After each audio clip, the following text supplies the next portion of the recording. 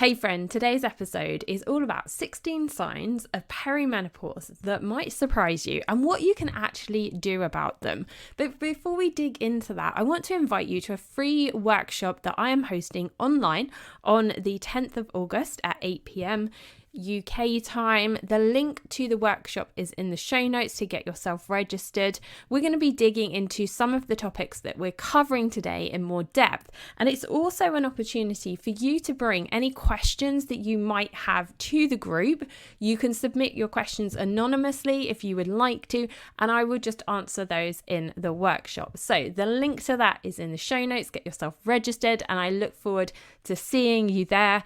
Not only is it your opportunity to bring any questions that you have about your hormones, perimenopause, menopause, exercise, nutrition, all of the things to the group, you're also going to get the opportunity to sample some products that I use that are really, really helpful that you can use at home to support your hormones. So the link is in the show notes. Get yourself registered. And I really look forward to meeting you and chatting all things hormones, menopause, perimenopause related on the 10th of August. Now, if you are listening to this after that date, send me an email and I can send you over the recording of that workshop if that is something that you are interested in. Okay, go and grab a pen and paper, get that cup of tea, and we're going to get started. Hey friend, welcome to Rest, Fuel, Move. I'm your host SJ. I'm an outspoken Christian women's health advocate, productivity guru, daughter of the king, and a 40-something mum to a sassy, independent daughter. I'm here to arm you with the knowledge you need to better understand your body and mind so that you can live a life free of diets, fitness fads, and comparison. If you are ready to finally lose weight sustainably, to learn how to consistently make the best choices for your health, follow a simple eating plan, and finally enjoy your exercise routine, all while keeping God at the centre of it all, then this is the podcast for you. Friend, grab your Bible, fill up your water bottle, and lace up those shoes. It's time to get fit. Okay, before we get started, I just want to remind you, get yourself registered for that workshop. It's going to be great fun. It's an opportunity to learn more about your hormones, sample some products, and also to have any questions that you might have answered, and just to meet a really nice bunch of women who are all going through the same thing. And community really does help us to feel like we are less alone going through things. Now, all of that being said, we're going to start by talking about 16 signs of perimenopause that might surprise you. Now, the reason I am doing this episode was actually a reel that I put together that went onto TikTok and totally surprised me because so many people, and you might be one of them, watched it and commented. And the general comments were, me too. Like, I get this. Oh, I have most of these. So let's run through these 16 symptoms of perimenopause that might surprise you. So the first one is restless leg syndrome. Oh my gosh, I have struggled with this myself. Then we have had electric shocks. So that what I mean by that is like, you know, when you touch something and you get like zapped. Number 3 was an increase in allergies. So you might be more prone to like hay fever, allergies to food, that sort of thing. The next one was gum problems. The next one is burning tongue or mouth. So many women resonated with that one. The next one was dry, itchy and skin or rashes. Oh my gosh. I cannot tell you, my elbow, like my left elbow, the one that I wear my watch on, drives me crazy. I literally have to put like some moisturizing cream on it like 7 times a day because it's just like itchy and dry, and I have no idea why it's there, but not the rest of my body. Who knows? The next one was hair loss or hair thinning. The next one is joint pain or joint stiffness. And, you know, those moments where you get up off the sofa and you're like, oh, I'm so old and my legs hurt. Like, that is a sign of perimenopause. The metallic taste in your mouth, or an electric or metallic taste in your mouth. Next was digestive issues such as bloating and indigestion. Next was dizziness and vertigo. I really suffered with this one, actually. Like the dizziness, I'll just have these moments where I just feel incredibly dizzy.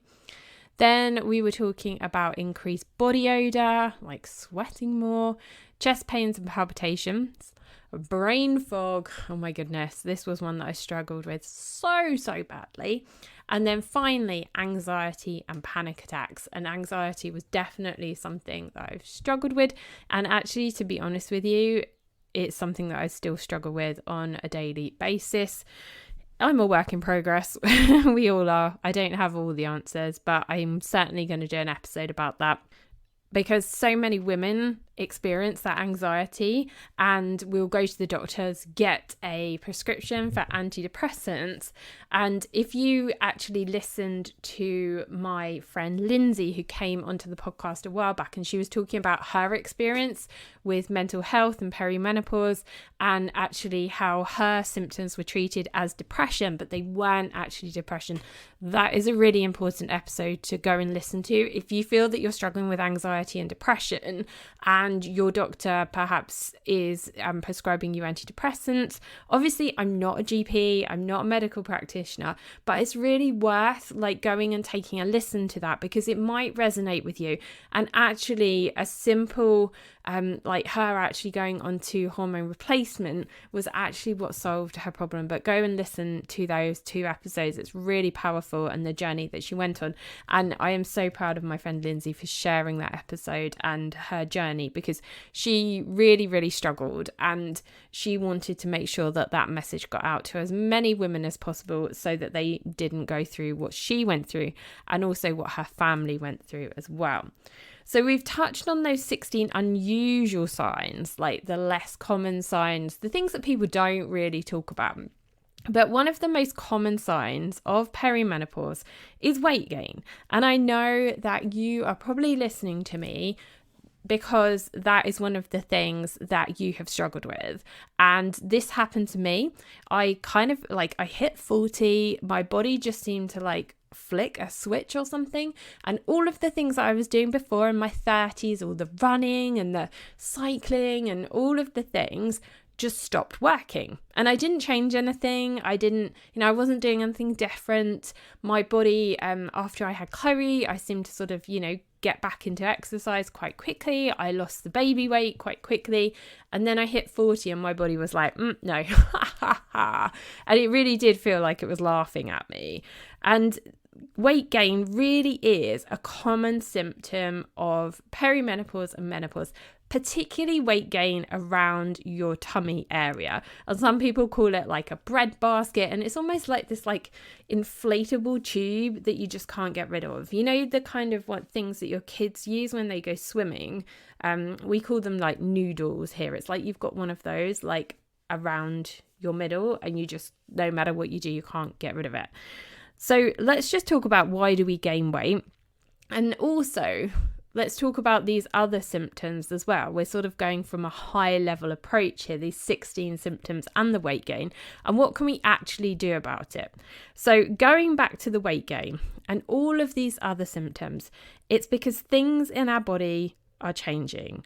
Our body is controlled by our hormones, our endocrine system, and as we age, our hormones change, and in menopause, perimenopause, we are experiencing drops in estrogen and progesterone and testosterone, because we do have a small amount of testosterone in our bodies. And it's important to remember the difference between perimenopause and menopause, first of all, because perimenopause is the period of time in the lead up to menopause. And menopause is actually one specific point in time. And you have hit menopause when you have gone a whole year without having a period, without a bleed. But perimenopause can be years and years and years leading up to that particular point. And what's going on during that period in time is that your hormones are dropping and changing. And I've heard this period described as a tube of toothpaste before. So, you're coming to the end of a tube of toothpaste. And if you imagine your hormones are the toothpaste in that tube of toothpaste, and you're trying to get like the last bits out. And sometimes you get like a really good squirt of toothpaste, or other times you might only get like dribs and drabs. That is what perimenopause is like. Like sometimes you're going to get like a really good period with your hormones, and then other times your hormones are dropping and disappearing, which is why it can be, all of these other symptoms are all linked to the fact that your estrogen, your progesterone, and your testosterone levels are dropping. So why do we gain weight? From a high level perspective, which is what I'm doing on this episode today, it's down to the fact that your estrogen levels are dropping. And that then in turn means that you are less likely to be active. So it's not like a big sort of, transition. It's something that happens over a period of time. So over a period of time, maybe you're feeling more tired. So you don't want to like go and do your 10,000 steps a day. You don't walk the dog as much. You're just feeling like just really, really worn out. So of course, if you're less active, you're going to gain weight.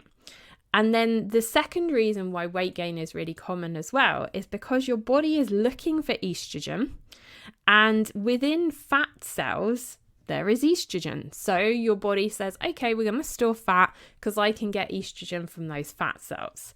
So all of these symptoms, these 16 less common signs, less spoken about signs of perimenopause that so many women, and you probably included, and I would love to know which ones you have struggled with yourself, that so many of us struggle with, are all down to the fact that our hormones are dropping and they are fluctuating, and our body is trying to adjust and get used to this process as we age. So, as one of the lovely ladies who commented on this particular video on TikTok said, what can we do about it? Like, what can we do about these symptoms? What can we do about changing, and making sure that we are staying at a healthy weight? And this is not the podcast about get skinny and ripped. This is about being healthy, being the best version of yourself, feeling great, feeling energized, showing up for your family, and being able to do all the things that you want to do. So what can we do about them? So the reason that I am here is because I really believe there are 3 key fundamental things that we can do and that we need to focus on to help and support our hormones. And that's what this podcast is called. And the podcast is Rest, Fuel, Move. And those 3 things, I believe, are crucial to supporting your hormones so that you feel better, so that you feel more energized. So let's just touch on each of those things.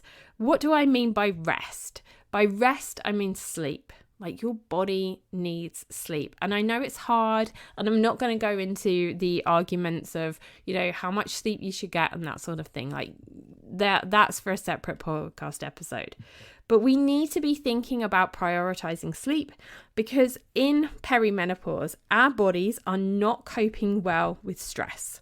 The hormone estrogen is really good at helping our bodies to cope with stressful situations, to overcome stress. It really, really helps. But obviously in perimenopause, that hormone is dropping and it's lowering.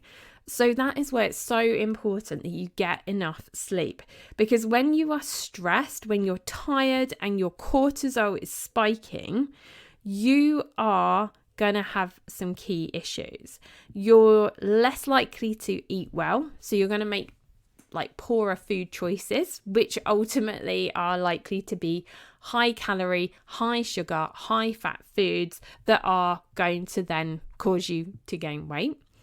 And when you are tired, you are more likely to be sedentary. So, when you're tired and you're worn out and you haven't had a good night's sleep because, I don't know, maybe you've been up in the night, and you've had hot sweats or something like that, you're less likely to want to get up and do your workout.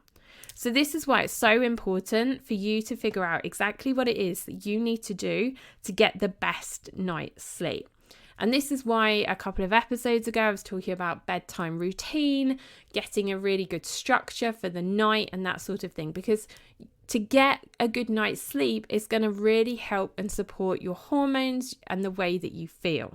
So that's why I really think that rest is like the foundation of your health. It isn't, if you want to lose weight, yes, exercise is important. Yes, the food that you eat is important, but you're not going to do any of those things if you are tired.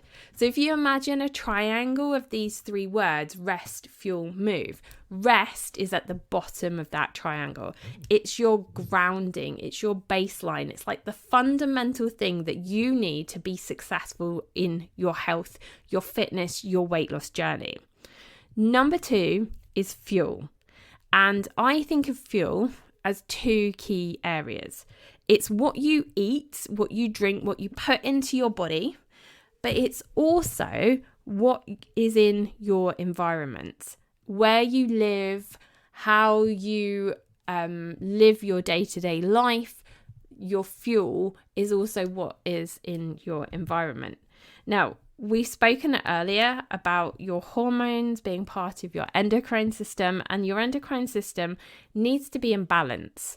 And it works hard all the time to send out these little messengers. If you imagine like little cars like traveling around like the roads, it's sending one car from one place and then another car is coming back and telling somebody else to do things. You know, it might be your hormones might be dropping things off or telling another part of your body to do something. Like that system is so crucial to you feeling good, to you being healthy, to you having a healthy weight. And when that is out of balance, that's when all of these symptoms, the weight gain, and that sort of thing can happen. Now, one of the problems that we have when it comes to our fuel, the food that we eat, and the environment that we live in, we are exposed to an awful lot of these things called endocrine disrupting chemicals. So in the food that we eat, the environment in which we live, there are these chemicals which can mimic or inhibit or disrupt the way that our hormones work naturally in our body. And in particular, there are a particular group of chemicals, endocrine disrupting chemicals, or EDCs for short, that can mimic or can impact the way that estrogen works in your body. And they can cause like estrogen to switch off or switch on, and they can really impact like some of the key processes in our body. And if you look at like cancer charities, particularly breast cancer charities, they really talk and have done an awful lot of research into these EDCs and the impact that that can have on breast cancer. So what can we do about this from a high level perspective? We want to be thinking about making sure that we're getting the right nutrients and that we're getting the right levels of macros for our body. Particularly as we're going through perimenopause, we need to be thinking about prioritizing protein in our diet because that can be really supportive for our hormones. We also need to be thinking about changing up and cleaning up our environment. And that can be things like changing the beauty products that you use, changing the cleaning products that you're using in your home. It's one of the reasons why I talk a lot about essential oils and the way that they can be used in your home, in your cleaning products, in your beauty products, and then also to support your hormones naturally as well. And those kind of changes, when you make some changes to the food and the drink that you're consuming, and then also the environment that you're in, can have a huge impact on the way that you feel. It can have a huge dramatic change on your hormones and can really, really help you to feel better and to mean that these symptoms that we have mentioned at the start of this podcast, they can help to alleviate those symptoms as well. Now, going back to our triangle, at the base of our triangle was rest. The second layer is fuel, which I've just touched on. And the third one is movement. And it might surprise you that, you know, here on a health and fitness weight loss podcast, if you like, as a personal trainer, I'm putting movement as like the top of the triangle. But I really think if you're going to move, you've got to get the other things sorted first before you do the exercise. And I know from the years that I've spent as a personal trainer, like working one-to-one with women, like I could give them the most amazing workouts and send them home with a really, really detailed workout plan and that kind of thing. But they come back to me next week and they haven't done it. And the reason that you're not doing those workouts is because you're tired and because you're not eating properly. So it's a case of getting these fundamentals right before we even think about, what kind of workouts we're doing and whether or not you're having a personal trainer or a gym membership or anything like that.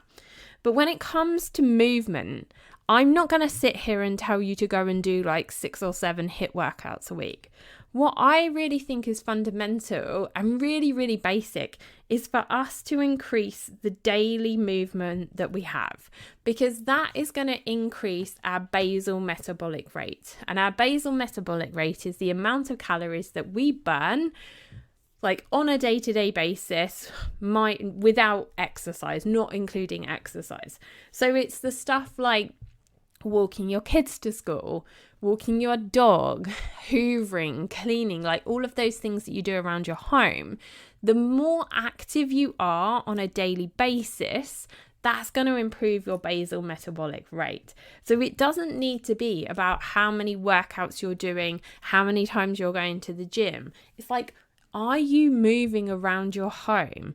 Are you walking? Are you, going shopping? Like all of those kind of daily movements and activity can help to improve your hormones, but also is going to help you ultimately to lose weight. Now, when it comes to exercise, I always think of exercise as literally being like the cherry on top of that triangle. And when it comes to exercise and the type of exercise that we're doing during perimenopause and menopause, we want to change that. We want to get away from this culture of hit and go hard. You know what I mean? Like when you're in the gym and the gym instructors, and I've been there myself, and we're going, yeah, go, go, go, go, go. But our bodies during perimenopause do not respond well to this kind of stress. So what you learn from this podcast and within this community is about changing the way that you exercise so that it supports your hormones, so that you're working with your body rather than against it. So we talk about increasing the amount of strength training you're doing.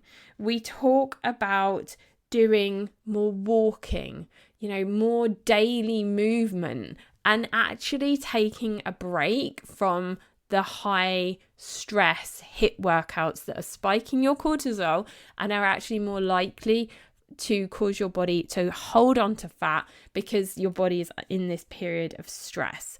And ultimately, what we're trying to gain from movement is to gain longevity. It isn't about getting 6-pack abs. It's about being like an active 70, 80-year-old woman who can go up and down a flight of stairs. It's about reducing your risk of osteoporosis and the likelihood of you needing to have a hip replacement. It's about being able to run around with your grandchildren as your kids get older and move on and have their own families. That's what this is about.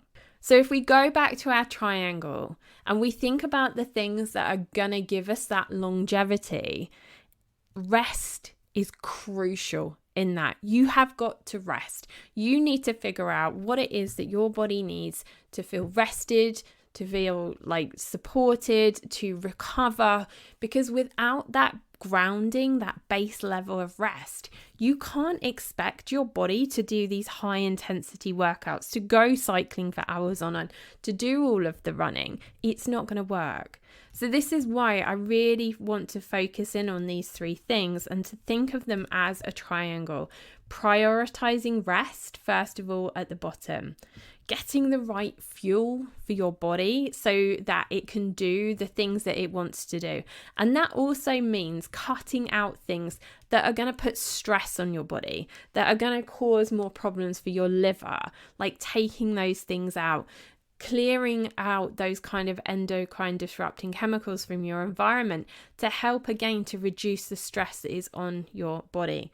And then finally, thinking about movement and thinking about exercise as the cherry on top of that triangle and the type of exercise that you want to be doing so that you are going to have that longevity and you're going to be preventing those diseases that are common as we get older. So going back to all of those symptoms that we were talking about, those 16 symptoms, that weight gain that is really common in perimenopause as well, I really feel that if we prioritize those 3 things and get them right in that order, then you're going to help to reduce those symptoms as well. And of course, this is only part of the bigger jigsaw puzzle, because yes, we can do so much to support ourselves at home. We can do all of these things, but sometimes we might need a bit of additional medical support. And I really do highly recommend that you have that conversation with your doctor. If you feel that you're struggling, if you feel that some of those symptoms are too much for you to cope with, and you're trying all of the things and you're doing all of the things, go and get yourself some advice from a professional medical practitioner. They might give you some hormone replacement therapy, and that could be the thing that really does help you to improve your rest, your sleep, and gives you the energy again to be able to do that exercise. Okay, my friend, I really hope you found today's episode helpful, and it really was a sort of high level episode because I know that there are so many new listeners to this podcast. Thank you so much for joining us and being part of this community. And if you do find it helpful, I would be so grateful if you would share it with another woman, because it's so obvious that so many of us are struggling with these things and we're not talking about it. And the power and the feeling of empowerment that comes from knowing that we're not the only person going through this, that there are other people that are feeling the same as us, is so powerful. So again, I want to invite you to come and join us on the 10th of August for the workshop. Come and bring any questions that you have about hormones. I'm going to be digging into those 3 particular concepts: the rest, fuel, move. I'm going to be unpacking some of them in a bit more detail. You're going to get the opportunity to try and sample some of the products from my affiliate company that are specifically designed to support your hormones using essential oils. And it's just going to be fun. Like, it's going to be a group of perimenopausal women sharing, experiencing, and just learning from one another. And there is so much power in community when we are facing challenges and struggles. So come and join us. The link to register is in the show notes. I'm really looking forward to seeing your faces. Have an amazing day. Have an amazing week. And I look forward to catching you in the next episode.